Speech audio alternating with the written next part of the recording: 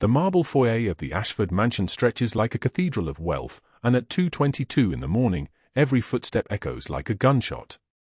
Nora Morales stumbles through the darkness, her shoulder-length dark hair plastered to her pale face with blood and rain. 27 years old, but the bruises made her look decades older. Her left eye swollen completely shut, sealed by purple bruising that spread like a disease across her cheekbone. Around her throat, handprints. Purple handprints. Deep ones. The kind that meant someone's fingers had pressed into her skin with intention and rage. Her white nanny uniform, torn at the collar, clung to her thin frame like a shroud. Blood from her split lip dripped onto the Italian marble tiles, each drop echoing in the silence, marking her path across the floor like breadcrumbs. She moved forward anyway. Her hands trembled violently as she pressed one palm against her bleeding face. Lightning cracked across the floor-to-ceiling windows. The storm outside raged like a living thing, rain hammering the glass in waves, and in that split second of illumination, the marble foyer became a battlefield of light and shadow. The grand staircase curved upward into darkness. Paintings of the Ashford family lined the walls, their eyes watching. Everything in this house cost more than her entire life. Everything. And none of it had helped her tonight. Then the study door opened. Alejandro Bianchi emerged from the darkness like something carved from stone.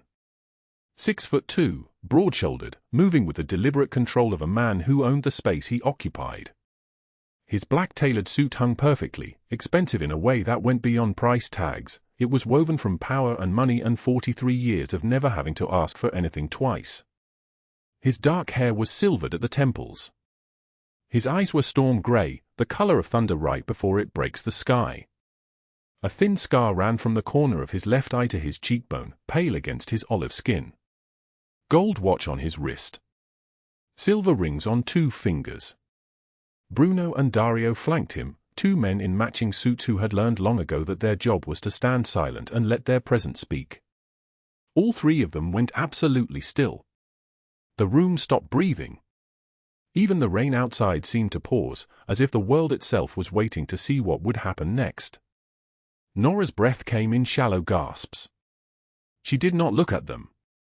She looked past them, toward the hallway, calculating distance, thinking only of movement, of escape, of needing to be anywhere but here. But her legs would not cooperate. Her left side screamed with pain. Something deep inside her ribs felt broken. Miss Morales, Alejandro's voice emerged like venom wrapped in silk. Deep. Solid.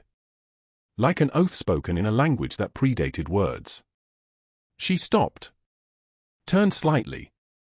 Her right eye, the only one that could open, found his face. "I am not calling security," he said.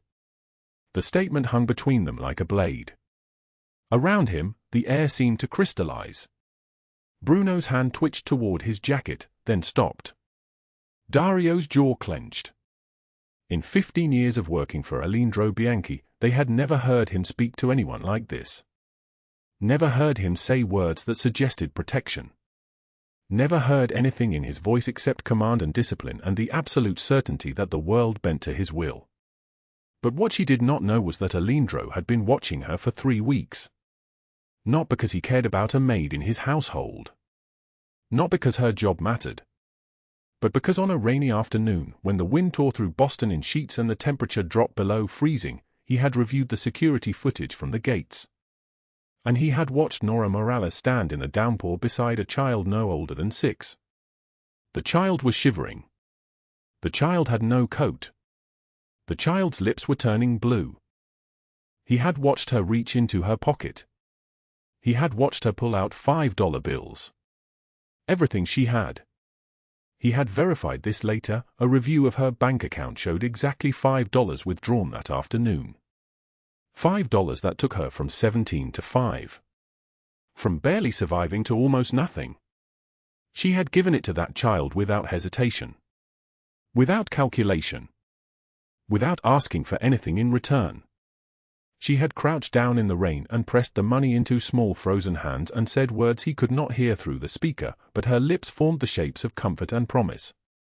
And something in that moment had moved like a blade through his chest. Now, in the marble foyer at 2:22 in the morning, looking at what someone had done to her, Alindro felt that blade turn. "You need a doctor," he said. She shook her head, a small motion that clearly caused her pain. "I need to find Emma.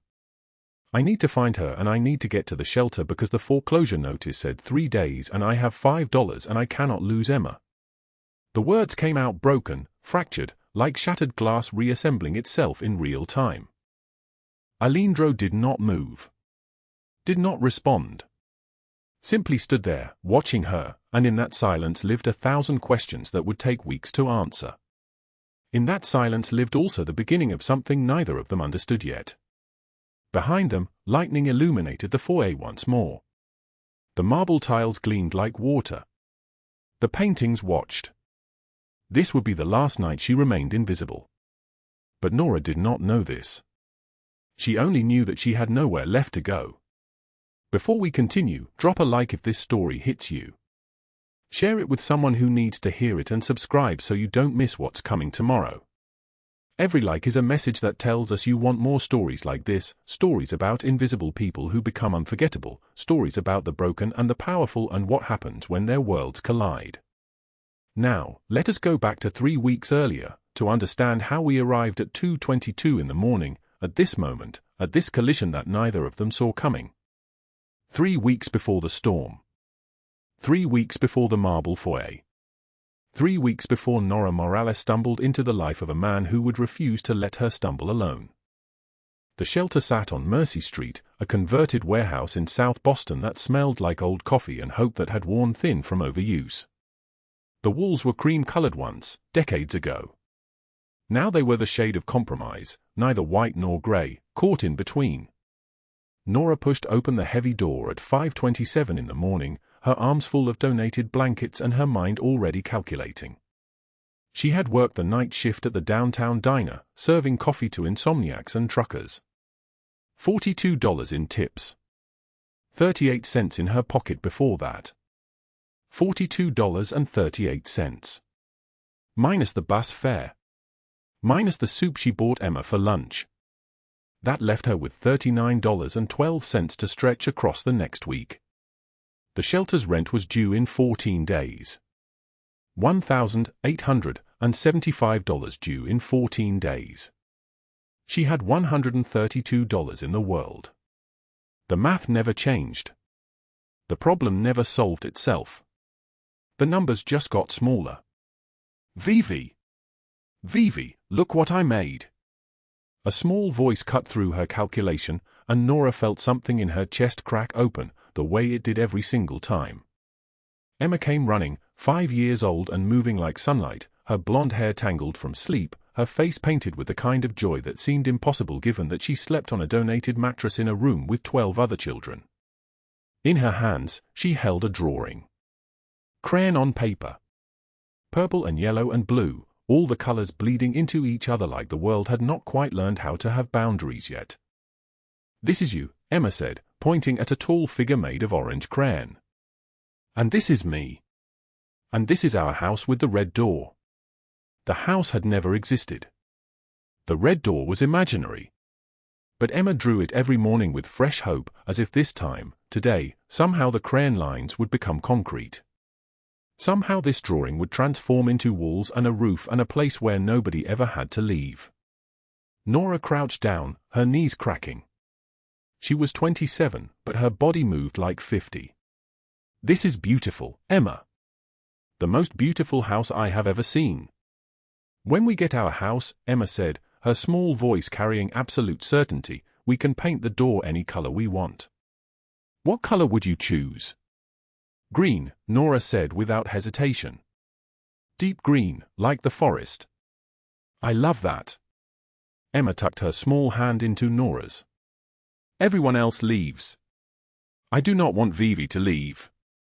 The statement, delivered with the casualness of a child, landed like a gunshot. Nora had learned not to cry anymore. Her tears had dried up somewhere on a Greyhound bus 2 years ago, when she left Miami with nothing but Emma and the understanding that some people were not meant to survive. But in this moment, with a child's fingers wrapped around hers and a drawing of a house with a red door held up like proof that happiness was still possible, something cracked. "I am not going anywhere," Nora whispered, and she meant it with every cell of her body. She would die first. She would give her last $5 to a stranger in the rain first. She would collapse on marble floors first.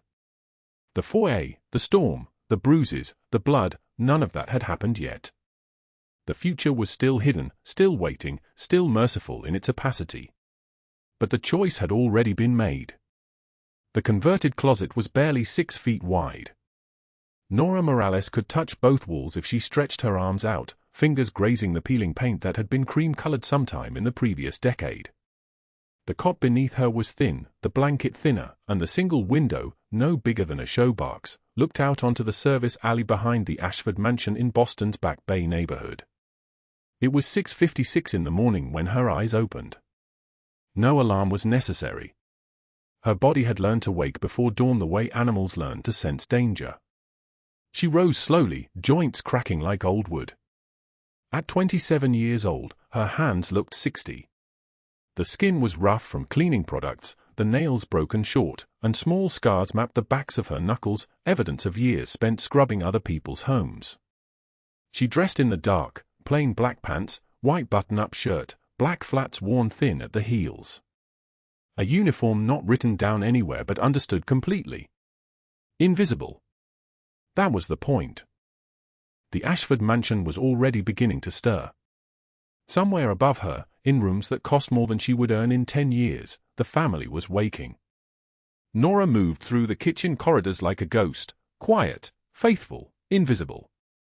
She prepared the children's breakfast, Emma's favorite oatmeal with cinnamon, cut fruit arranged on plates in small, careful patterns. Emma was 6 years old and lived with hope that confused and broke Nora's heart in equal measure. By 6:45, she was in the nursery, helping Emma into her uniform for the expensive private school across the city. Emma, small and serious and holding a drawing she had completed that morning. "Vivi, look," Emma said, using the nickname she had given Nora on the first day they met. "Our house with the red door. When we get our house." The drawing showed a small structure with windows like eyes and a door the color of blood. Nora crouched down, her knees cracking. "This is beautiful, Emma. The most beautiful house I have ever seen." "Everyone else leaves," Emma said, her small voice carrying absolute certainty. "I do not want you to leave." Nora had learned not to cry anymore. Her tears had dried up somewhere on a Greyhound bus 2 years ago, when she left Miami with nothing but Emma and the understanding that some people were not meant to survive. But in this moment, she felt something crack deep inside her chest. "I am not going anywhere," she whispered. "I promise you." The day unfolded like all the others. By 9:27 a.m., Victoria Ashford swept through the kitchen in a cloud of expensive perfume that smelled like crushed flowers and money. She was tall, with blonde hair styled into something that required weekly appointments, and her voice could cut glass without leaving any sound at all. "Miss Morales, the children's uniforms need pressing. And make sure Emma eats her lunch today. She's looking thin." Victoria paused, her eyes traveling over Nora like she was examining a piece of furniture for damage. "You're lucky to have a roof over your head. Don't forget that. There are 1,000 women who would take your position." "Yes," Nora said, keeping her eyes on the cutting board in front of her. "And overtime is not authorized this week. Finish at 8 sharp. 8 sharp." Nora worked 14-hour days and paid overtime only happened when Victoria remembered to acknowledge she existed at all. The morning moved into afternoon, and by 4:06 p.m., Nora was running errands near downtown Boston. Groceries, dry cleaning, things that needed to be picked up and carried back. She was exhausted in the bone-deep way that made every movement feel like swimming through concrete. The sky had been threatening rain all morning, and by late afternoon, the summer storm that the meteorologists had promised broke open like a cracked egg. Rain. Not gentle rain, but the kind that fell in sheets, that turned the streets into rivers, that soaked through clothing in seconds. Nora stood under a shop awning and did what she always did when she had a moment to herself. She opened her wallet. $5.37. That was everything. The paycheck would not arrive for 4 days. Rent for the converted closet would be due in 5. Emma's shoes were already splitting at the seams, and the shelter where they slept on Thursday nights was $3,000 short of making their next month's payment. Nora looked at the $5 like it was a lottery ticket that might explode if she breathed on it wrong. That was when she heard the crying. A girl, maybe 7 years old, was sitting on the steps of a building across the street. She was soaking wet, her clothes plastered to her small frame, her hair hanging in ropes. Her shoulders shook with sobs that seemed too large for her body. Nora's exhaustion evaporated. She crossed the street, rain hammering against her face, and knelt beside the child. "Hey, sweetheart. What's wrong? What's your name?" The girl looked up, her eyes swollen red. "I lost my bus money. My mom is sick. She's home alone and I can't get to her, and I lost my money in a puddle and it's ruined and I can't," the words tumbled out between sobs. "How much do you need?" $5 for the cab. I only have 70 cents. The girl pulled a handful of wet coins from her pocket. "My mom takes medicine at 6 o'clock and if I'm not there she gets so scared and I..." Nora did not think about it. There was no calculation, no internal debate about whether she could afford to give away the last $5 she possessed. Some choices are made in the body before the mind catches up, made in a place where love lives and survival is a secondary concern. She pulled the $5 bill from her wallet, smoothed it between her palms even though her hands were shaking, and pressed it into the girl's hand. "Here. Go call a cab. Get home to your mother." The girl stared at the money like it was something sacred. "But what about you? Don't you need this?" Nora smiled, and it was real, and it was the only honest thing she had done in months. "I'll be fine, sweetheart. Get home safe." She walked away in the rain with 37 cents in her pocket and a strange lightness in her chest that felt almost like flying. She did not notice the black Mercedes parked across the street. She did not see the tinted windows or the man sitting in the back seat, utterly still, watching. Inside the car, Alejandro Bianchi sat in the leather that smelled like wealth and smoke. Bruno was driving, returning from a meeting with a family that had forgotten how to respect territory lines. Alejandro had spent the last 2 hours explaining the error of their ways through the kind of language that left no room for misunderstanding. He was tired. Tired in the way men become when they have spent 15 years building an empire from the ashes of their father's destruction, when every decision carries the weight of blood and loyalty and men who would follow him into darkness because they knew he would follow them back out. Then he saw her. The woman kneeling beside the child, the way her hands moved with such gentleness, the way she gave away the only thing she had left without hesitation. The smile on her face, not brave, not defiant, but genuine in the way few genuine things existed anymore in his world. Alejandro could not look away. "Should we move?" Bruno asked, checking his mirror. Alejandro said nothing. He watched as the woman handed the money to the child, watched as she stood and walked away in the rain with nothing left, watched until she disappeared around the corner like she had never been real at all. But she was real. He could still see her face, still see the way she smiled like she did not know what it meant to have nothing, like giving was a natural action of her body, like love was not a weakness but a currency she spent freely. Alejandro had been that child once. Starving. Alone. Crying on the steps of his father's house after his mother died, rain on his face, and no one had stopped. No one had ever stopped. "Find out who she is," he said, his voice like thunder moving across a distant sky. "Everything about her. Where she lives, where she works, every detail." "Who?"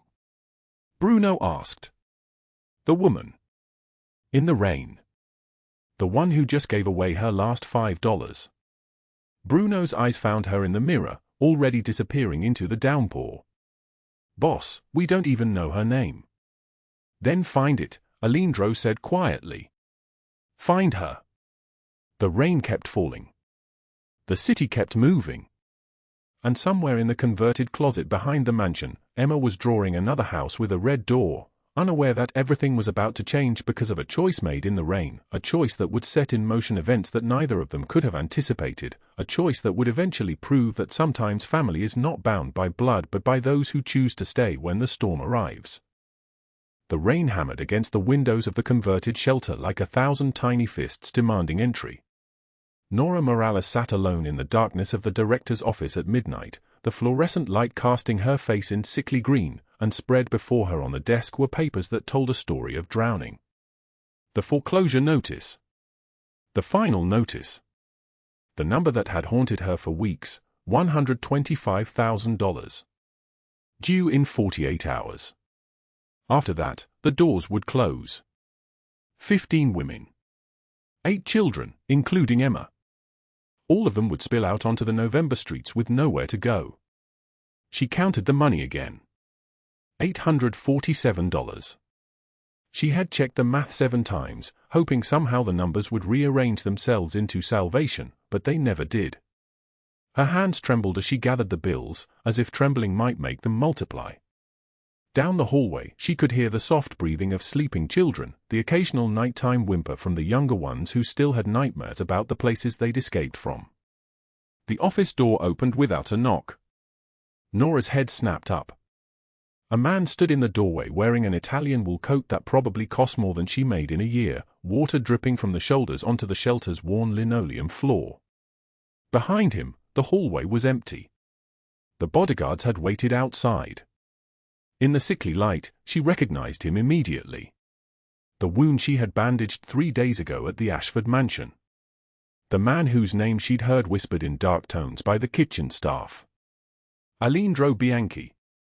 She stood so quickly her chair scraped backward, a sound that cut through the quiet like a blade. "How did you find me?" Her voice came out smaller than she intended. "I make it my business to know things." He closed the door behind him, and the sound of rain became muffled, distant, as if they were moving underwater. Water pooled around his Italian leather shoes. He glanced at the papers scattered across the desk without picking them up, without needing to. He already knew. "How much do you need, Miss Morales?" She wanted to lie. Every instinct screamed at her to lie, to protect herself from the trap that surely waited in generosity from men like him. But the number had been burning in her throat for days. $125,000. In 2 days. "But I won't owe someone like you anything." He moved through the small office like he owned it, like he owned everything in it, including her. He stopped at the wall covered with children's drawings. Stick figures holding hands. Houses with red doors. Rainbows arcing over stick figure families. His hand rose, and for a moment it looked like he might touch one of the drawings, might let his fingers trace the crayon lines. Instead his hand fell back to his side. "I was 7 years old," he said, and his voice was something different now, something stripped down to the bone. "My father put me in the hospital. 3 ribs broken because I ate food meant for him. My mother went to every shelter in our city. Every door closed. Every person told her there was no room." He turned to face her, and in his dark eye something moved like storm clouds. "She died on the street that winter. I was 8 years old." Nora's anger, the protective wall she'd been building against him, cracked down the middle. "I'm sorry," she whispered. "Don't be sorry. Be smart." He pulled a checkbook from his coat pocket and a pen materialized from nowhere, or perhaps it had always been there and she simply hadn't seen it. His handwriting was precise, controlled, each letter like a small violence. He wrote the check and set it on the desk between them. $125,000. The amount might have been written in blood for what it meant, for what it changed. No strings. No debt. No obligation. Just keep doing what you do here. Nora stared at the check as if it might explode. "Why?" The word came out as barely a breath. "Why would you help me? I'm nobody. I'm a nanny. I clean. I watch children. I'm nobody." Alejandro moved toward the door, and something in the way he moved made her understand that this conversation was ending, that he had said what he came to say. He paused with his hand on the doorframe, and when he answered, his voice carried the weight of someone speaking a truth he had carried alone for a very long time. "You're somebody to them," he said, gesturing toward the hallway where the children slept. "That makes you somebody to me." He left. The door closed with a soft click. Nora stood frozen, unable to move, unable to breathe properly, staring at the check as if it were a living thing that might vanish if she looked away too long. Outside, Bruno and Dario waited in the black SUV, engine running, heat pouring from the vents. Neither man had spoken since they'd left the Ashford mansion that evening. Now, as Alejandro slid into the back seat, Bruno caught his eye in the mirror. 15 years, Bruno said quietly. "In 15 years I've never seen you like this." Alejandro said nothing. He fastened his seatbelt and stared out at the rain. But what Bruno did not know was that Alejandro had made a decision in that small office, standing before children's drawings on a wall, a decision that would reshape everything that came after, a decision that would paint targets on both their backs. The next morning arrived grey and hostile. Nora sat in the kitchen of the Ashford mansion with her hands wrapped around a cooling cup of coffee, watching the November light struggle through the windows. She had deposited the check. The shelter was saved. And somehow, impossibly, she felt more terrified than before. Victoria Ashford entered the kitchen at 7 in the morning with 2 friends in tow, women whose names Nora could never quite remember, whose laughter sounded like glass breaking. Victoria wore a cream-colored cashmere sweater that probably cost more than the entire foreclosure amount. Her face had the particular hardness of a woman accustomed to winning every battle she entered.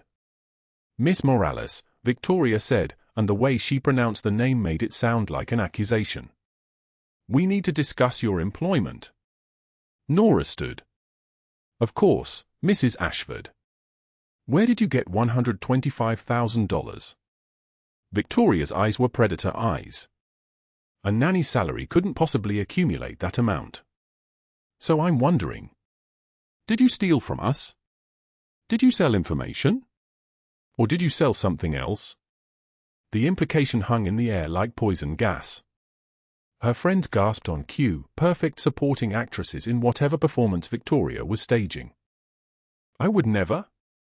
A mysterious check appears and suddenly our problems are solved, Victoria continued, her voice dropping lower, more venomous. "I think we need to call the police, Miss Morales. I think we need to understand exactly what kind of person we've brought into this home. What kind of example we're setting for Emma." The kitchen door burst open. Emma ran in wearing her school uniform, her hair still tangled from sleep, and threw her small arms around Nora's waist. "Don't be mean to Nora," the child cried, her voice cracking. "She's nice. She helps people." Victoria's expression solidified. "Emma, go to your room. Now." But what Emma could not see was the figure standing in the shadows of the hallway beyond, a man in a dark suit with an earpiece, one of Alejandro's people installed 3 days earlier in the Ashford household security team. Every word was being recorded. Every accusation was being documented. Every cruelty was being preserved like insects in amber. That evening at 8:30, Nora walked across the mansion parking area toward her battered Honda, her keys already in her trembling hand. The sky had turned the color of a bruise. Thunder rolled across Boston like something prehistoric stirring beneath the city. He stepped from between the parked cars as if he'd materialized from the darkness itself. Douglas Hale. 6'1". Muscular. Handsome in the way that monsters sometimes are, with a smile that contained no warmth, no humanity. She had loved him once, before she understood what love meant when it came from someone broken in that particular way. "Hello, Nora," he said. "Miss me?" She backed toward the mansion. "You're violating the restraining order. I'll call the police." He laughed, and the sound bounced off the concrete like bullets. "Officer Martinez is my cousin. Officer Chen owes me money. Officer Thompson does me favors. Who exactly do you think will come?" He advanced, and she backed away, but her heel caught against a parking barrier and she stumbled. He caught her arm before she fell, his fingers digging into her flesh hard enough to bruise. "I've been watching you. You think you're safe in this fancy house? You think new friends can protect you? Let me go." He slapped her across the face. Not hard enough to leave marks, Douglas was careful that way, always careful to hurt in ways that wouldn't show. It was a warning slap, a reminder of what he was capable of, a promise of future violence. Her face stung. Her eyes watered. "That's a warning," he said, leaning close enough that she could smell the bourbon on his breath. "Next time I won't be gentle." He released her arm and stepped back, straightening his jacket as if he'd simply been having a pleasant conversation. "I'll be seeing you soon, Nora. You can't hide forever." He walked away, disappearing into the parking structure. Nora stood trembling, her hand touching her stinging cheek, not seeing the figure in the shadows 30 feet away. Dario. Phone already at his ear. One word spoken quietly into the device, "Boss." 3 blocks away, in a study lined with books that had never been read and paintings that had never been understood, Alindro Bianchi received that single word. He set down his drink. His jaw tightened. Something cold and dangerous crystallized in his chest, a thing that had been waiting for an excuse to emerge. He picked up his phone and spoke with the kind of calm that preceded catastrophe. "Watch her," he said. "Every second of every day. He touches her again, he even looks at her the wrong way, you bring him to me. And Dario? When you bring him, make sure he understands that he has made the last mistake of his life." The rain had arrived fully now, transforming Boston into a city of water and darkness. Thunder cracked the sky open. Lightning illuminated the streets in seizures of white light. Nora stood at the window of her small servant's room in the Ashford mansion and watched the storm rage, watched the water pour down the glass like tears from the sky itself, and she did not yet understand that she had stepped into a war. She did not know that the man who had saved her shelter had just placed her under protection that no ordinary person could penetrate. She did not know that Douglas Hale had made a calculation error that would cost him everything. The real storm was only just beginning. The parking lot lights flickered in the rain, casting everything in a sickly yellow glow that made the puddles look like pools of diseased water. Nora Morales emerged from the shelter at 11:04 p.m., exhausted from 12 hours of changing bandages and singing lullabies to children who had nowhere else to sleep. The air hung thick and muggy, the kind of summer heat that pressed against your skin like a disease. She didn't see Douglas Hale waiting between the concrete pillars until it was too late. He stepped from the shadows with the kind of smile that meant violence, the expression of a man who had finally convinced himself that cruelty was justified. Nora's body recognized the danger before her mind could process it. She turned to run. He caught her by the hair. The first punch closed her left eye instantly, a white-hot explosion of pain that blinded half the world. She screamed, but his other hand clamped around her throat, cutting the sound into choking gasps. He slammed her backward against a car hood, and the impact knocked the wind from her lungs. "You embarrass me," he hissed, his voice hot against her ear. "Made me look weak in front of people who matter. Time to learn respect." The second punch split her lip open. Blood filled her mouth, mixing with the taste of copper and fear. She tried to fight, her hands clawing at his arms, but he was 215 pounds of muscle and rage, and she was a woman who hadn't eaten a full meal in 3 months.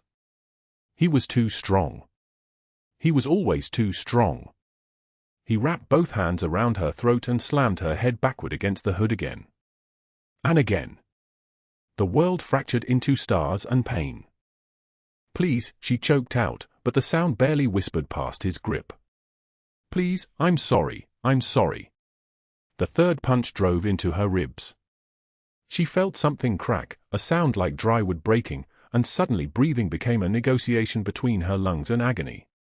He continued methodically, each impact calculated, each one designed to hurt without leaving marks that couldn't be explained away. Her failed attempts to scream became nothing but whispers. The summer rain had started falling harder, transforming the parking lot into a blur of water and neon. Blood streamed from her nose, mixing with the rain on her face, running down her neck. She thought this was how she would die. Not dramatically, not meaningfully, but between two cars in a parking lot where nobody could see, at the hands of a man who had convinced himself that violence was love. Then headlights swept across the lot. Douglas froze for exactly 2 seconds. Then he released her and ran, his footsteps echoing across the wet concrete before fading into the darkness. Nora collapsed against the pavement, every breath sending lightning through her fractured ribs. The rain continued to fall, washing the blood from her face in thin pink streams, and she lay there shaking, unable to move, unable to think past the simple fact of survival. Minutes passed. How many, she didn't know. Time had become something liquid and unreliable. Eventually, she forced herself to sit up. Her left eye had swollen shut. Her throat bore the purple imprint of his hands. Her ribs screamed with every breath. The police would not help her. Douglas had friends in the precinct, men who owed him favors, men who would listen to his version and dismiss hers as hysterical. Victoria would fire her the moment she heard about this. Scandal was the one thing the Ashford family could not tolerate, and a battered maid brought nothing but scandal. She had nowhere to go except one place. The Ashford mansion rose from the darkness like a monument to a world she did not belong in. Nora drove there in a daze, her hands shaking on the steering wheel, her vision swimming from the pain in her eye. She used her key card at the service entrance and stumbled into the marble foyer at 2:22 a.m., soaking wet, bleeding, barely conscious. Alejandro Bianchi was there. He emerged from his private study with Bruno and Dario following, the three of them moving with the relaxed confidence of men discussing business that had been decided long ago. Alejandro wore a charcoal suit with the kind of tailoring that cost more than Nora's annual salary, his dark hair perfectly maintained, his grey eyes sharp as knives even in the dim light of the foyer. He stopped walking.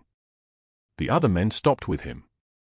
Nora tried to straighten, tried to wipe the blood from her face with a trembling hand. "I'm sorry," she whispered. "I'll go." "I just needed," she swayed. The marble floor tilted. Her knees buckled. Alejandro crossed the distance in 3 strides. His arms caught her before she fell, and up close he saw everything. The left eye swollen purple and black. The handprints on her throat, already darkening into bruises. The blood mixing with rainwater on her face and neck. His jaw locked so tight she heard the sound of his teeth grinding. "Who did this?" His voice dropped to lethal quiet, the kind of quiet that preceded catastrophe. Nora tried to pull away from him, but his hands were gentle even as his entire body had gone rigid with rage. "Doesn't matter. Police won't help. He has connections. Please, I need this job, I can't." She fumbled in her pocket with shaking fingers and pulled out a crumpled paper. For a moment she stared at it, confused. The foreclosure notice. But it had changed. Stamped with a date 3 weeks old.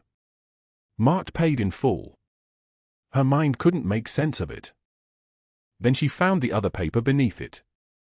A termination notice from Victoria, dated this afternoon. Suspicious activities.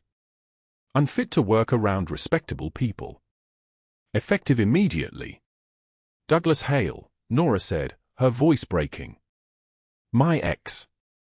But please, I need this job, I can't lose it, Emma needs me, the children need me, I have $5, I have nothing, I have..." The words were fragmenting, coming apart like a sentence written in disappearing ink.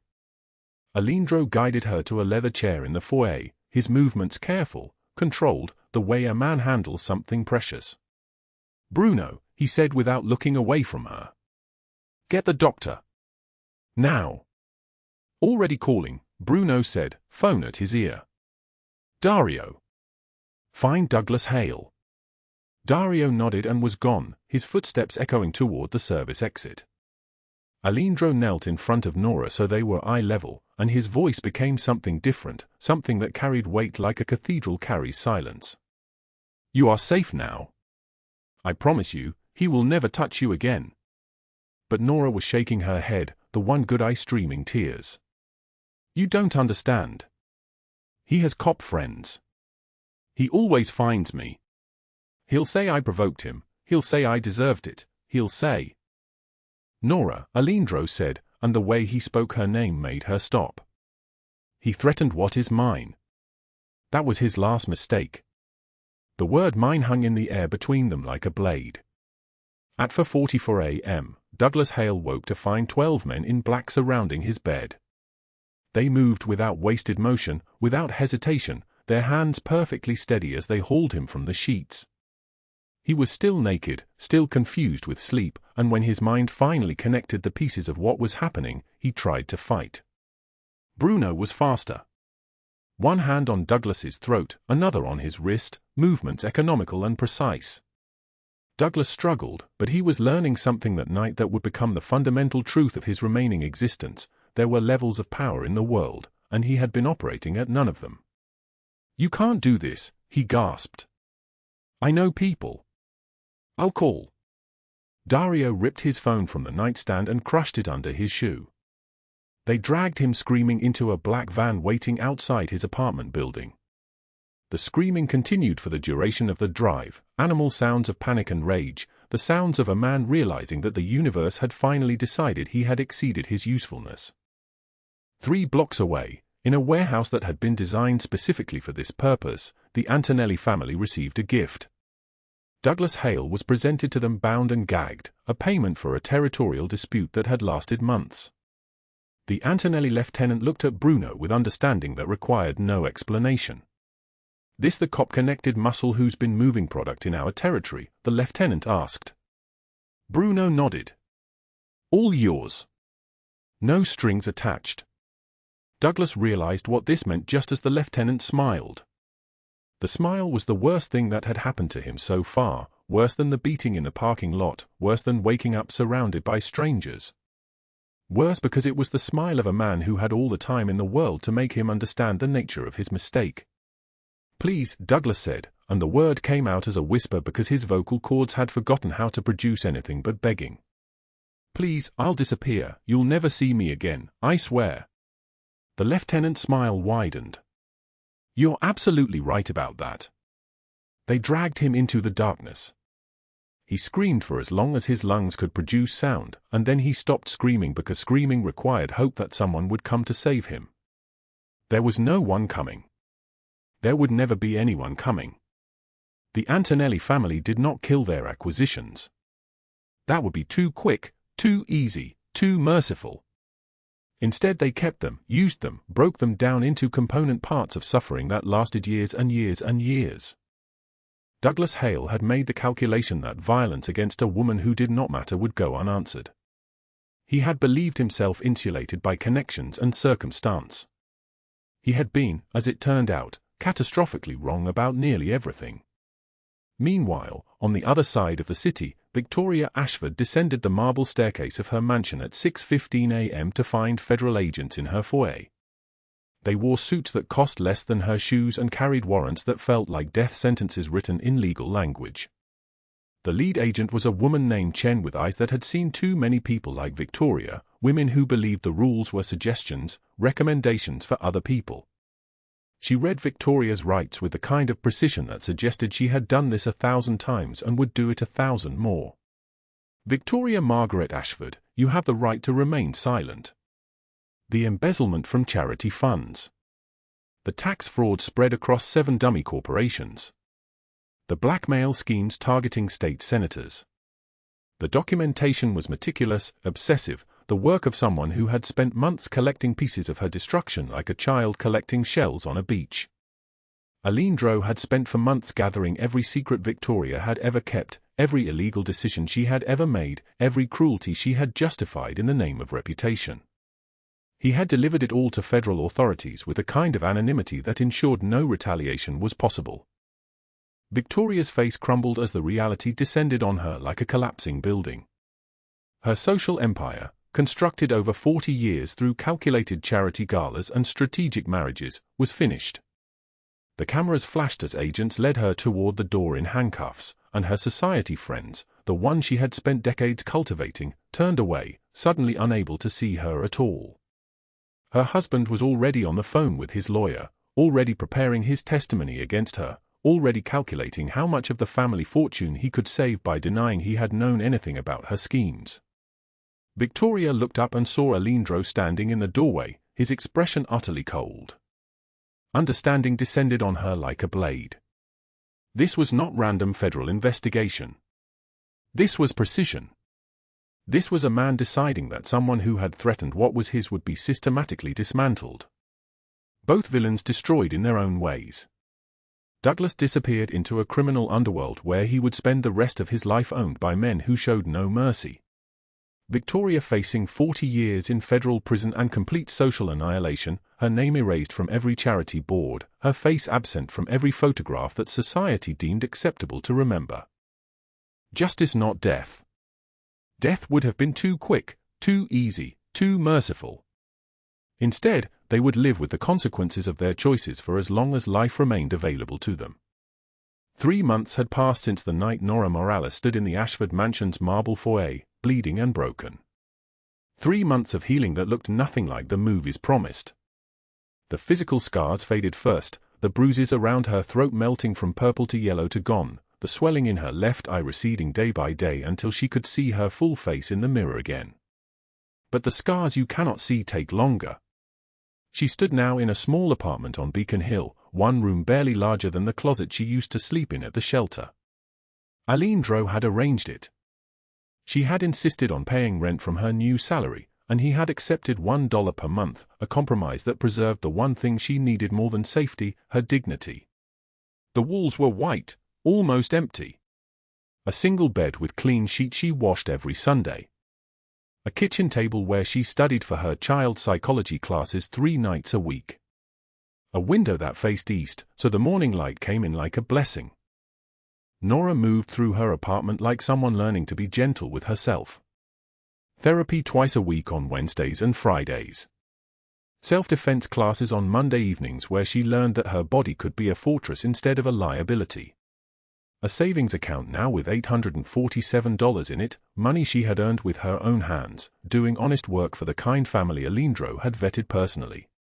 She still volunteered at the shelter every Saturday, still read to the children, still made sure Emma had what she needed. But now she had space. Breathing room. A future that stretched beyond the next bill. The nightmares had stopped around week 8. Before that, she would wake at 3 in the morning gasping, Douglas's hands around her throat phantom real, Victoria's voice dripping poison into her ears. Now she slept through the night. Sometimes she dreamed of rain.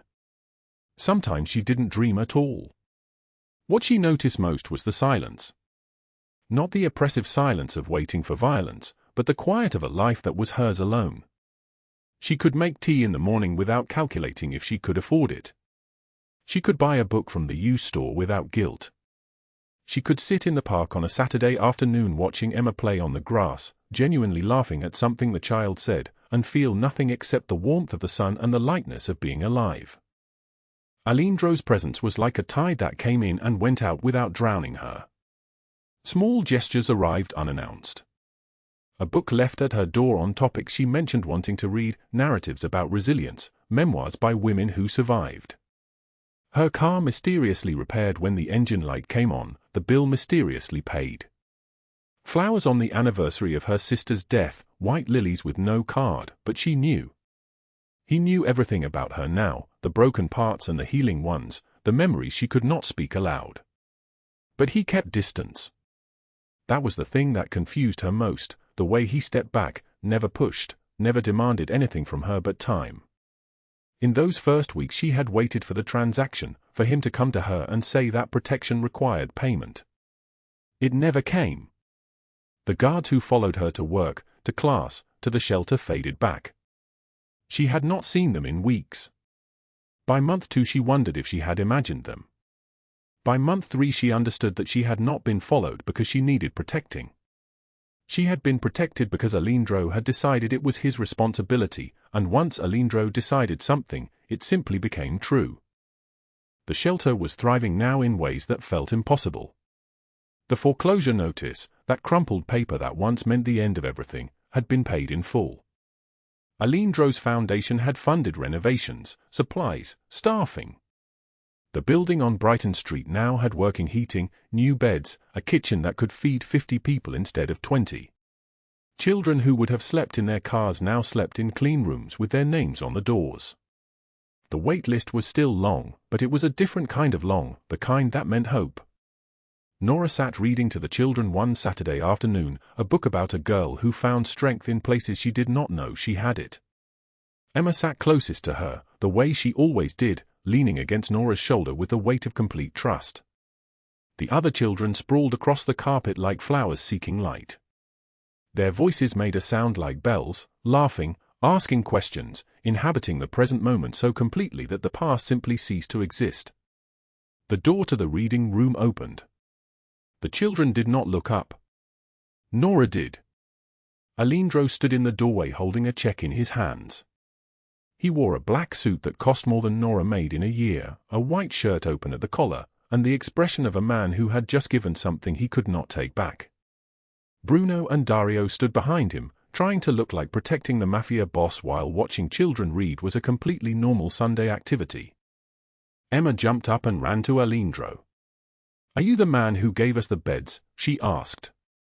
He knelt down, this man who had made other men disappear into the night, and looked at a 7-year-old girl with her hair in tangled braids and her dress from the donation pile. "I am," he said. "Nora says the beds are because people are kind." "Are you kind?" Emma's face was serious, the way children are serious when they ask the questions that matter. Alejandro glanced at Nora, and something in his chest shifted like a fault line. "I am trying to be," he said. "Because of her." After the children finished the story, Nora walked him to the shelter's small garden. Concrete paths, 3 rose bushes that somehow survived despite no one tending them, a bench that overlooked the street. The afternoon was cooling toward evening, and the light had that quality it gets in late summer, golden and finite, as if it knew it was running out. "The foundation has approved $5 million in grants over the next 10 years, Alejandro said. His voice was not rough like thunder today. It was careful, like he was speaking to something fragile. Every shelter in Boston. Housing programs. Aftercare for women leaving situations like... He did not finish the sentence. Like yours. Nora sat on the bench. He did not sit. He stood looking out at the street, hands in his pockets, looking almost like a regular man instead of the person he was. "Why?" she asked. "You know why. Tell me again." The silence between them stretched. A car passed on the street. Somewhere a child called out. The roses moved slightly in wind that had not existed a moment before. "When I was 7 years old, my father broke 3 of my ribs," Alejandro said. His voice was absolute quiet. "I was lying on the kitchen floor, and there was a woman, my mother's friend, someone I barely knew, and she lay down beside me on that cold floor and held my hand until the ambulance arrived. She did not move. She did not speak. She just stayed. And I made myself a promise that if I ever had power, if I ever became someone who could make things happen in this city, I would be that person for someone else." He turned to look at Nora. His eyes were the color of storm clouds, and they were wet. "When I saw you that night in the foyer, covered in your own blood, protecting children who were not even your own, I saw that 7-year-old boy's salvation in your face. And I understood that the universe had given me a test. Not whether I could destroy the people who hurt you. That was easy. Whether I could protect you while letting you save yourself." Nora's breath caught in her throat.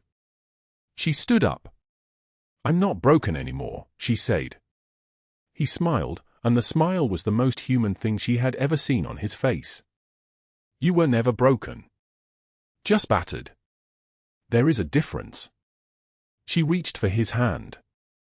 His fingers closed around hers like a man grabbing the edge of a cliff, and she pulled him down to sit beside her on the bench. They sat in silence watching the children's laughter drift through the open windows of the shelter. 2 more months passed. Nora enrolled full-time in a child psychology degree program, her tuition paid by a scholarship she had earned entirely through her own grades. She took over management of the volunteer program at the shelter, training new staff with the kindness that comes from knowing exactly how much people need it.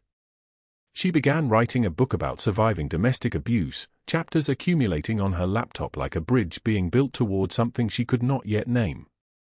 But mostly she built a life that was entirely her own. The confidence she had lost returned wearing different clothes, stronger and more solid. She stood straighter. She slept without fear. She laughed more often and for longer. She was no longer the woman who gave her last $5 because she had nothing.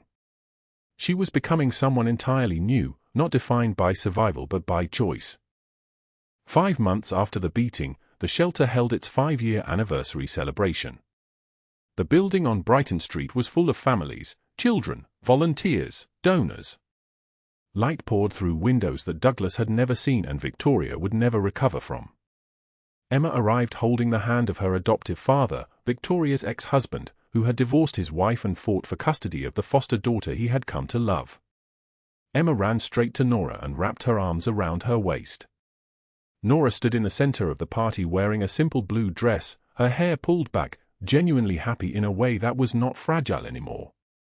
She was speaking with a caseworker about a new housing initiative when Alindro arrived, moving through the crowd like a man stepping into light. He watched from the doorway. She felt his eyes on her and turned. Their gazes met across the room full of people, and she crossed toward him without hesitation, took his hand, and pulled him into the party. No more distance. No more the space of healing that needed to be respected. They danced to a song about rainbows that the children were singing, laughing at the absurdity of a Mafia boss spinning in circles while 7-year-olds clapped their hands.